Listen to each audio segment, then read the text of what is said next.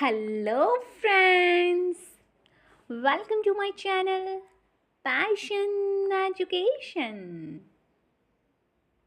नमस्कार दोस्तों, आप सभी का स्वागत है हमारी इकोनॉमिक्स की सीरीज़ में।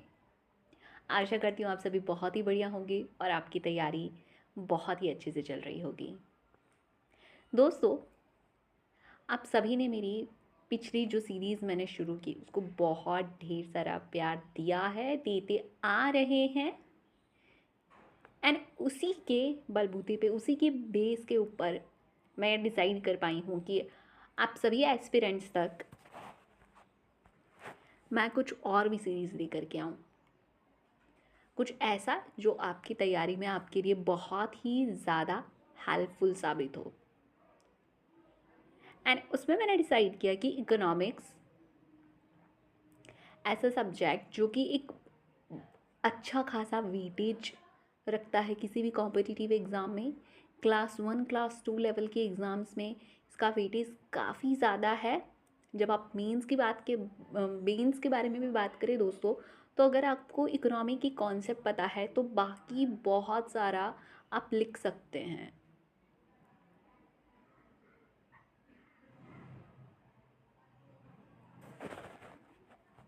मुझे लगता है कहीं ना कहीं जिस तरीके से साइंस एंड टेक्नोलॉजी है, जहाँ पे अगर कोई भी टेक्नोलॉजी आ रही है, कोई भी डिसीज़ आ रही है, कोई भी एडवांसमेंट हो रहा है, अगर आपको उसका कॉन्सेप्ट पता है तो एडवांटेज डिसएडवांटेज या जिस भी पॉइंट पे क्वेश्चन पूछा गया है आप उसको बढ़िया तरीके से डील कर सकते हैं। मैं प्रीलिम्स प्लस मेंस दोनों ही पर्सपेक्टिव से बात कर रही हूँ। ठीक उसी तरीके से इकोनॉमी भी ऐसा ही सब्जेक्ट है, अगर आप उसको लिंक करके पढ़ेंगे तो बहुत सारे सब्जेक्ट आपके लिंक हो जाएंगे इकोनॉमी से। बट इकोनॉमी के डेप्थ में जा कर के आप जितने ही कॉन्सेप्ट को क्लियर रखेंगे उतना ही ज़्यादा आपको मज़ा आएगा, क्योंकि इकोनॉमी एक ऐसा सब्जेक्ट है अगर आप उसके कॉन्सेप्ट को एक बार समझ लेते हैं ना, तो उससे रिलेटेड जितने भी आगे कॉन्सेप्ट बनते जा रहे हैं उसे डील करना आपके लिए काफ़ी आसान हो जाएगा। जैसे हम बात करते हैं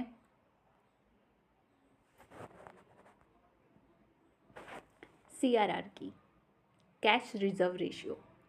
अगर एज एन एस्पिरेंट आपको CRR पता है, मनी मल्टीप्लायर, मॉनेटरी पॉलिसी, किस तरीके से मार्केट के अंदर मनी सप्लाई कम किया जा सकता है, बढ़ाया जा सकता है, इन्फ्लेशन, बहुत सारी चीज़ें आपको समझ में आने लग जाएगी। तो उन सभी चीज़ों को ध्यान रखते हुए मैंने इस पर्टिकुलर सब्जेक्ट को उठाया है, जिसके ऊपर मेरी बहुत अच्छी पकड़ है और मैं चाहती हूँ आप सबकी भी बने। और अगर अब तक नहीं भी रही हो ना तो कोई भी दिक्कत वाली बात नहीं है, क्योंकि पैशन एजुकेशन चैनल ने इंतज़ाम कर लिया है अब सभी एस्पिरेंट्स तक इकोनॉमी को पहुंचाने का। दोस्तों, बस आप सबसे यही रिक्वेस्ट है, जितना प्यार आप हमारी पिछली सीरीज़ को देते आए हैं, अभी वो भी कंटिन्यू ही रहने वाली है, उतना ही प्यार इस सीरीज़ को भी दीजिएगा। आपको समझ में आए तो, है ना, उस बेसिस पे ही हम इसे आगे भी कंटिन्यू रखेंगे। इस सीरीज़ में मैं आपको समझाती हूँ कि करने क्या वाले हैं हम। इकोनॉमिक्स के अंदर हम स्टैटिक्स पढ़ेंगे और उसी के साथ साथ करंट अफेयर भी कवर करेंगे। Current affair in the sense पिछली ईयर का, ताकि इस ईयर जितनी भी जो एग्ज़ाम्स आने वाले कॉम्पिटिटिव एग्ज़ाम्स, उस पर जब भी इकोनॉमी से रिलेटेड कोई क्वेश्चन आए तो आप किसी कन्फ्यूज़न में ना हो, किसी डिलेमा में ना हो कि आंसर क्या आना चाहिए। बेसिकली मैंने यहाँ पे लिखा है UPSC GPSC और किसी भी कॉम्पिटिटिव, जितनी भी आप PCS लेवल की तैयारी कर रहे हैं उसके लिए भी ये हेल्पफुल होगा, और जिस भी कॉम्पिटिटिव एग्ज़ाम की तैयारी कर रहे हैं उसके लिए भी ये बहुत ज़्यादा बेनिफिशियल होगा, क्योंकि मैं बहुत ज़्यादा डेप्थ में जाके पढ़ाने वाली हूँ इस चीज़ को। तो जब आप मेंस के आंसर राइटिंग करेंगे वहाँ पे भी ये आपको हेल्पफुल होगा दोस्तों। चलिए तो फिर दोस्तों, श्री गणेश जी का नाम लेकर के आज के सीरीज को शुरू करते हैं। आज के इंडेक्स में है उत्कर्ष 2.0, Prajwal challenge, buying scheme, T+1 settlement, DSIBs and world economic forum. कोशिश करेंगे ज़्यादा से ज़्यादा पॉइंट डिस्कस कर सके। दोस्तों पहली पॉइंट है उत्कर्ष 2.0 के बारे में। ये एक इनिशिएटिव है जो कि स्टार्ट किया गया था रिजर्व बैंक ऑफ इंडिया के द्वारा। It is a medium term strategy framework for period 2023 to 2025. Utkarsh 2.0 was launched by Governor of RBI. Utkarsh is 3-year roadmap of RBI to improve regulation and supervision among other functions of the central bank. The first strategy framework covering the period 2019 to 22 was launched in 2019. यहाँ पे ये address करेगा 2023 से 25 का period. It harnesses the strength of Utkarsh 2022 by retaining the 6 vision statement as well as core purpose, value and mission. Basically इसके objective क्या है अगर वो देखने जाएं. First, excellence in performance of its statutory and other functions. ये यहाँ पे RBI अपने बैंक के परफॉर्मेंस में एक्सीलेंस लाने की कोशिश करेगा और उनके बाकी के फंक्शंस में भी. Strengthening the trust of citizen and institution in the RBI. Thirdly, enhance relevance and significance in national and global roles. For transparent, accountable, and ethics-driven internal governance, best-in-class, environment-friendly digital and physical infrastructure. Innovative, dynamic, skilled human resources will guide this strategy. Prelims में बनता है तो किसके related ये strategy है, किसके द्वारा start की गई थी, कुछ इस तरीके का होगा. ऑब्जेक्टिव्स कौन से हो सकते हैं. और अगर मेंस में बनता है तो बैंक की सुधारे के लिए क्या क्या स्टेप्स लिए गए हैं, क्या क्या इनिशिएटिव किए जाते हैं, उनमें से एक में आप इन्हें लिख सकते हैं. चलिए दोस्तों बात कर लेते हैं प्रज्वला चैलेंज की. ये स्टार्ट किया गया था ministry of rural development under the Deen Dayal Antyodaya योजना, national rural livelihood mission, that is DAYNRLM. It has launched the Prajwala Challenge. Its aim is to invite ideas, solutions, and action that can transform the rural economy. This challenge has been launched. This mission is looking for ideas which are broadly categorized into focus on women and the marginalized section of the community, localized models. यहाँ पे बात की जा रही है Prajwala challenge के तहत ministry of rural development invite कर रहा है ऐसे आइडियाज़, ऐसे सॉल्यूशन, ऐसे एक्शंस को जो रूरल इकोनॉमी को ट्रांसफॉर्म करने के लिए बात करें. फोकस जैसे कि मैं बात कर रही हूँ किन किन चीज़ों को फोकस में रखते हुए आपको आइडियाज़ दे करके आना है. Focus on women and marginalize section of the community, localize model, sustainability, cost effective solutions होने चाहिए, multi sectoral ideas and solution, and the shortlisted idea will be acknowledged by the mission and will be provided mentorship support from an expert panel and incubation support to scale up. The top 5 ideas will be rewarded ₹2 lakh each. दोस्तों बात कर लेते हैं हम bind scheme की. Bind scheme एक central sector scheme है. काफ़ी बार मैं आपको ये बहुत ही अच्छे से बता चुकी हूँ कि सेंट्रल सेक्टर स्कीम किसे कहते हैं. दोस्तों जब भी हम बात करते हैं स्कीम्स की तो 2 टर्म्स में, 2 कैटेगरी में इसको कैटेगराइज किया गया है. Central sponsor scheme and central sector scheme. Central sponsor scheme उन्हें कहा जाता है जहाँ पे जो फंडिंग है वो बांटी जाएगी बिटवीन सेंटर एंड स्टेट, जबकि जो सेंट्रल सेक्टर स्कीम होती है वहाँ उसकी फुल फंडिंग सेंटर के द्वारा की जाती है. होप आपको सेंटर सेक्टर स्कीम का कॉन्सेप्ट क्लियर होगा. बाइंड स्कीम एक सेंटर सेक्टर स्कीम है which provide financial support for the infrastructure development of Prasar Bharati.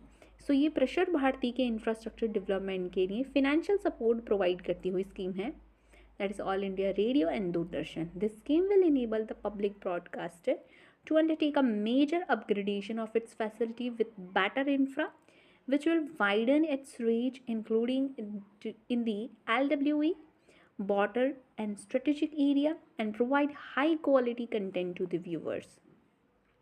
The scheme will increase coverage of AM/FM transmitters in the country to 66% by geographical area and 80% by population, up from 59 and 68 respectively. It also proposes free distribution of over 8 lakh DD free dish STBs to people living in remote, tribal, LWE and border areas. दोस्तों अब तक हमने 3 topic discuss कर लिया है. ज़रा आंख बंद करके इनको रिवाइज कीजिए कि तीनों टॉपिक पे हमने क्या बात की है. देखिए दोस्तों, कॉम्पिटिटिव एग्ज़ाम की जर्नी में ना जो रिवीजन है उसका एक बहुत ही अहम रोल है. आप कोई सब्जेक्ट उठाएं, उसे पढ़ें और उसके बाद 10 मिनट के लिए 15 मिनट के लिए आंखें बंद करके ज़रा रिवाइज़ कर लें.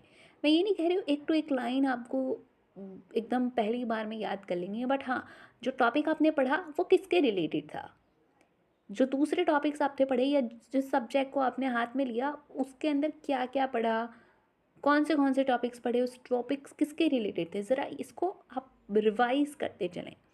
इससे ना सारी चीज़ें आपके दिमाग में बहुत ही बढ़िया तरीके से फिट होती जाएगी.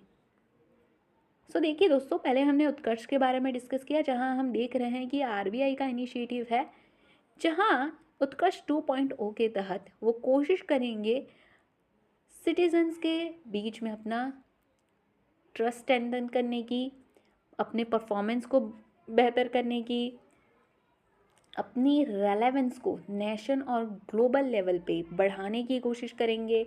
उसी के साथ हमने प्रज्वला चैलेंज देखा, जो कि मिनिस्ट्री ऑफ रूरल डेवलपमेंट के द्वारा DFINNRLM के तहत लॉन्च किया गया था, जहाँ पे वैसे आइडियाज़, सॉल्यूशन इनवाइट किए जा रहे हैं जो रूरल इकोनॉमी को ट्रांसफॉर्म करने में मदद करें. हाँ, यहाँ पे कुछ चीज़ों को ध्यान में रखते हुए अगर सॉल्यूशन लाया जाए, जैसे विमेन,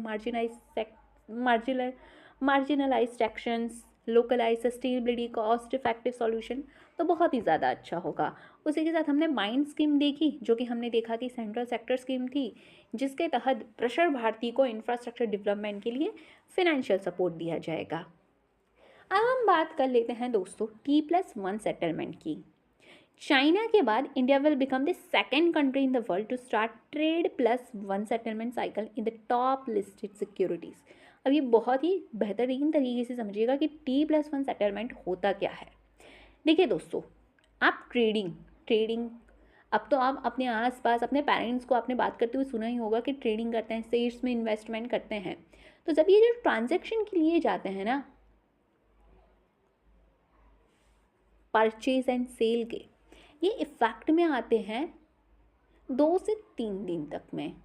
बट यहाँ पे T+1 सेटलमेंट की बात की जा रही है, यानी ट्रेडिंग के 1 दिन के अंदर जो सेटलमेंट है वो हो जाएगा. ये अपनाने वाला इंडिया चाइना के बाद दूसरा कंट्री हो गया. आई होप आपको ये क्लियर हो रहा होगा. The T+1 settlement cycle means the trade-related settlements must be done within a day or 24 hours of completion of the transaction. यानी ट्रांजैक्शन कंप्लीट होने के बाद आप परचेस कर रहे हैं, आप सेल कर रहे हैं, उसके 24 घंटे के तहत ही ये ट्रांजैक्शन हो जाने चाहिए, ट्रेड रिलेटेड सेटलमेंट्स हो जाने चाहिए. For example, under T+1 if a customer bought shares on Wednesday, they would be credited to customers demat account on Thursday. This is different from T+2 where they will be settled on Friday.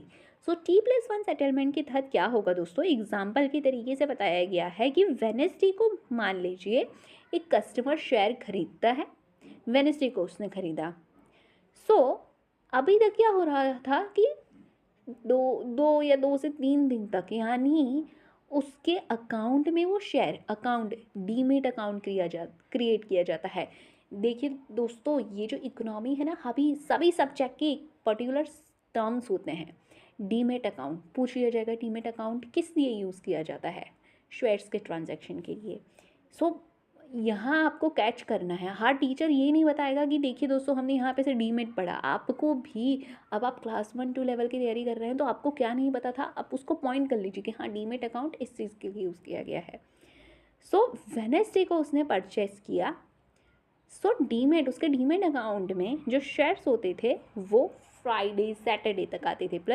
पर ये T+1 settlement की वजह से क्या होगा, अब Wednesday के जब उसने परचेस किया वेनेसडे को, तो थर्सडे को ही शेयर्स आ जाएंगे. अब इससे आप सोचिए कितना ज़्यादा बेनिफिट होने वाला है. In the T+1 format, if an investor sells a share, she will get the money within a day and the buyer will get the shares in her demat account also within a day. So जो व्यक्ति बेच रहा था उसको भी पैसे एक दिन के अंदर मिल जाएंगे और जो व्यक्ति खरीद रहा था उसको शेयर्स एक दिन के अंदर मिल जाएंगे. This shorter trade settlement cycle occurs well for Indian equity market from a liquidity perspective. समझ रहे हैं दोस्तों, आपको जो पैसे 2 या 3 दिन बाद मिलने वाले थे, आपने शेल किया कोई चीज़ तो वो आपको एक दिन बाद ही मिल जाएंगे. तो ऑब्वियसली लिक्विडिटी पर्सपेक्टिव से तो ये बहुत ही ज़्यादा इंपॉर्टेंट हो जाता है, बहुत ही ज़्यादा फ़ायदेमंद हो जाता है. And it shows how well we have grown on the digital journey to ensure seamless settlement within 24 hours. और इस तरीके का कुछ मूव, ये जो पहल शुरू की गई है, पहल नहीं मतलब जो ये चेंज लाया गया है, मैं कहूँगी इसे बदलाव जो लाया गया है, वो हमारी प्रेजेंस बताता है, दिखाता है हम कितना ज़्यादा डिजिटल जर्नी पे ग्रो कर पाए हैं. This will also help investor in reducing the overall capital requirement with the margins getting released on T+1 day and in getting the fund in the bank account within 24 hours of sale of share.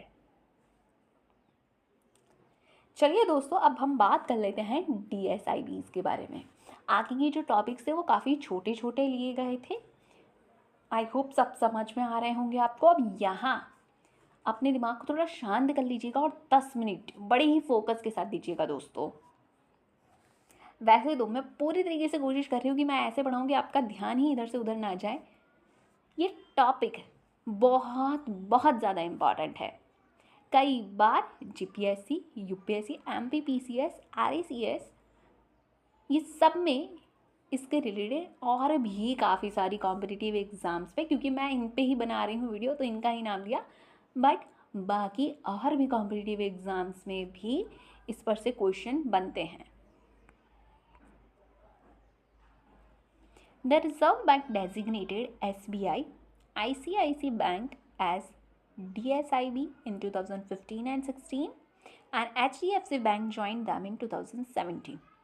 So सबसे पहले तो आप यही ध्यान में रख लीजिएगा, DSIB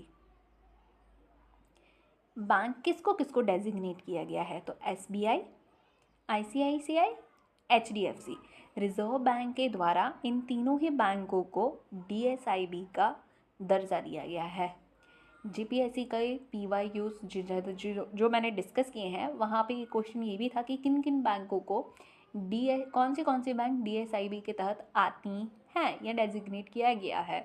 और वहाँ ये बहुत ही नॉर्मल सा क्वेश्चन था. देखिए, जब आप DSIB का टॉपिक पढ़ना शुरू कर रहे हैं तभी आपको पता चल जा रहा है कि हाँ भाई ये 3 बैंक है.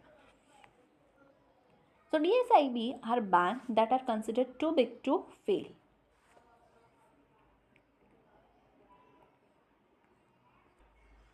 यानी DSIB वो बैंक्स हैं जिन्हें कंसिडर किया जाता है they are too big to fail, यानी वो इतनी ज़्यादा बड़ी हैं कि वो फेल नहीं हो सकते हैं, या अगर वो फेल हुए तो मतलब त्राहिमाम हो जाएगा इकोनॉमी के अंदर. ठीक है, DSIB का मैं फुल फॉर्म बता दूं यहाँ पे, domestically systematically important bank. Domestically systematically important bank. So the bank that are considered too big to fail within the domestic economy due to their size, complexity and interconnection with the financial system. ये याद रखिएगा दोस्तों, क्यों इनको इतना बड़ा दर्जा दिया गया है. due to their size, complexity, interconnection and with the financial system. पूछ लिया जाता है कि किस बेसिस पे इनको DSIB, वैसे तो हम इसमें और डिटेल में देखेंगे बट यहाँ पे भी मैं बता दूँ आपको, इसे ध्यान में रखिएगा. This bank are classified based on the potential economic disruption if they fail. इनको इसलिए DSIB की कैटेगरी में रखा गया है क्योंकि अगर मैंने जैसे अभी कहा, अगर ये फेल हो गए ना तो त्राहिमाम ही आ जाएगा. DSIB are subjected to additional regulatory measures like capital buffer, stress test and recovery and resolution planning to enhance their resilience and ability to withstand the financial shock.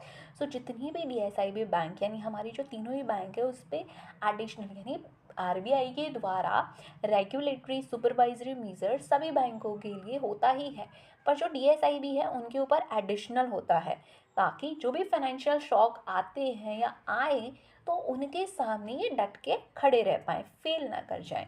DSIB are classified into different buckets based on their systematic importance score. So DSIB जितने जो 3 हमारी बैंकें हैं DSIB के तरीके designate किए गए हैं, उनको 3 बकेट्स डिफरेंट बकेट्स में कैटेगराइज किया जाता है.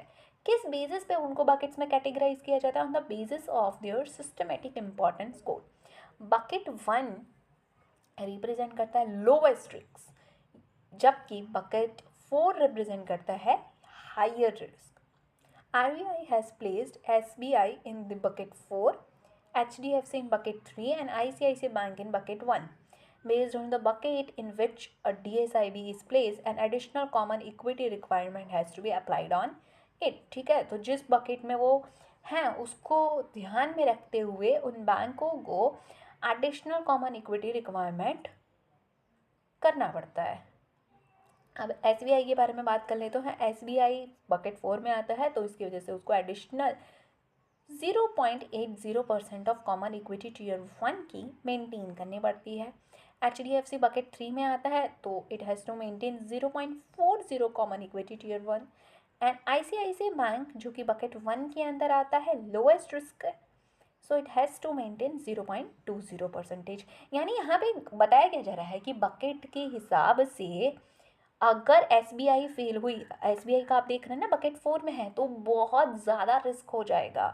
ठीक है, अगर SBI फेल हुई, डिस्ट्रप्शन हुआ, तो भाई बहुत ज़्यादा रिस्क है. SBI फेल हो गई तो इसलिए उसको एडिशनल जो कैपिटल रिक्वायरमेंट अपनी मेंटेन कॉमन इक्विटी टीयर 1 की रिक्वायरमेंट है ना, सब देखिए आप, सबसे ज़्यादा है 0.80 है.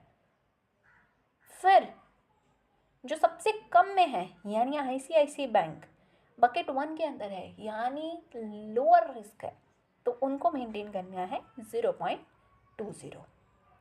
RBI फॉलोज, आशा करती हूँ आपको चीज़ें समझ में आ रही होगी. ना पता चले ना एस्पिरेंट्स, तो फिर ऐसे घबराना नहीं है कि क्या हो गया, मैम तो कह रही थी बहुत ही अच्छे से समझाऊंगी, अब मुझे समझ क्यों नहीं आ रहा, मुझसे गलती हुई. कोई बात नहीं है. इकोनॉमी जिन्होंने नहीं पढ़ी है, पहला है, नया नया है, 2 बार देखिए वीडियो को, 3 बार देखिए, आपको समझ में आना ही आना है. The RBI follow a 2-step process for identify DSIBs. अब हम इस बात में जा रहे हैं कि RBI किस तरीके से ये डोमेस्टिकली सिस्टमेटिकली इम्पॉर्टेंट बैंक को पहचानता है. सैम्पल सिलेक्शन, तो सबसे पहले किया जाता है सैम्पल सिलेक्शन, और उसके बाद होता है सिस्टमेटिक इम्पॉर्टेंट असेसमेंट. देखिए, सैम्पल सिलेक्शन के तहत not all bank are assessed, only those with significant systematic importance. अब ये आप पूछिए कि सिग्निफिकेंट कैसे, सिस्टमेटिकली इंपॉर्टेंट है वो कैसे पता चलेगा? So based on their size. याद रखिएगा, bank with the asset over 2% of the GDP, उनको कंसिडरेशन में लिया जाता है. सारी बैंकों को असेस थोड़ी करने बैठेगा. RBI कहेगा कि भाई जिन बैंकों का असेट GDP के 2% से ज़्यादा है, सिर्फ उनको कंसिडरेशन में लेते हैं. ठीक है, तो ये जो क्राइटेरिया है वो बिल्कुल ध्यान में रखिएगा दोस्तों, कि DSIB को ध्यान में रखने के लिए कौन सी बैंक जाएगी DSIB के अंदर, किसको डेजिग्नेट किया जाएगा, उसके लिए bank with asset over 2% of GDP, ये दायरा लिया जाता है. Second, systematic importance assessment based on a range of indicators like substitution, है ना, यानी उसके जैसा या इतनी ही लेवल पे, हाई लेवल पे सर्विस प्रोवाइड करने वाला कोई और बैंक नहीं है, कोई और फाइनेंशियल इंस्टीट्यूशन नहीं है. Interconnectedness etcetera. A composite score is calculated for each bank. हम आगे भी देख चुके हैं इसको.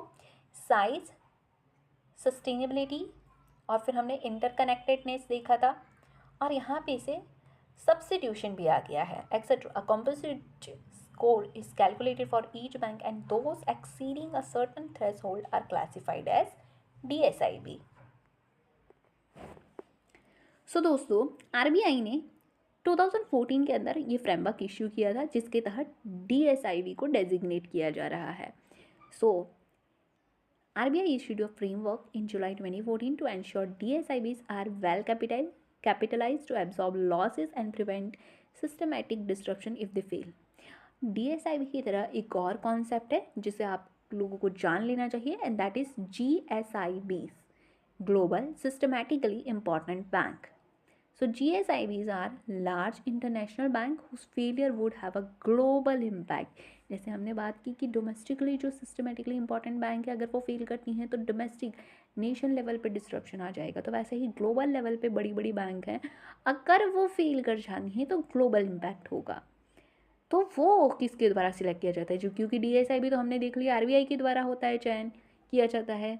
जो फिनेंशियल स्टेबिलिटी बोर्ड है in consultation with Basel committee on banking supervision and national authorities, they all together decide GSIBs।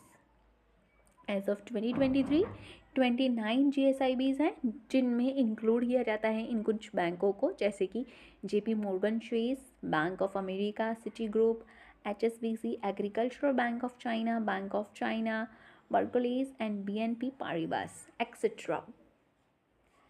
दोस्तों एक और टॉपिक बचा हुआ है, आप कहें तो उसको और भी शामिल कर ही लेते हैं। 26 मिनट का ये वीडियो हो चुका है ना, लाइव तो हूँ नहीं कि आप बताएंगे।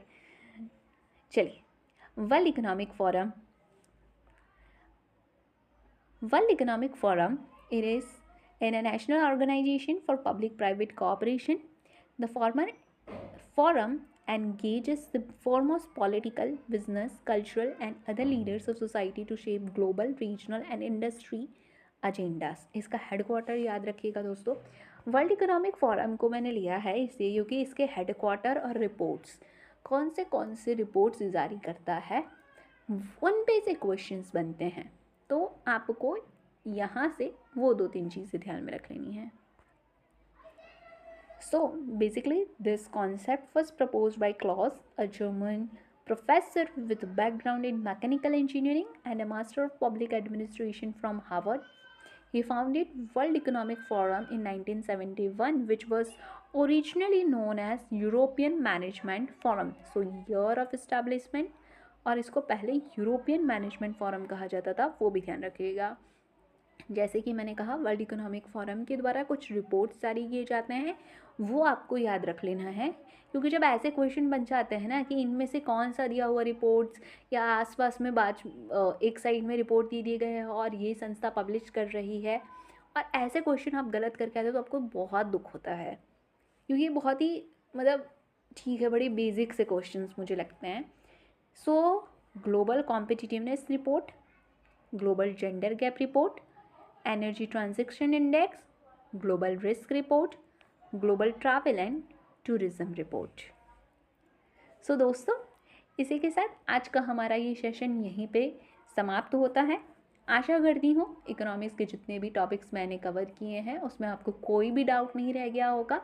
फिर भी अगर कुछ रहता है, क्वेश्चन क्वेरी रह जाती है, तो आप कमेंट करके ज़रूर से पूछिएगा, मैं उसे क्लियर करने की कोशिश करूँगी या आने वाले वीडियो में आपको एक्सप्लेन कर दूँगी। अपना प्यार इसी तरीके से हमारे चैनल पैशन एजुकेशन को देते रहिए। I wish you have a great day today. Thank you for watching.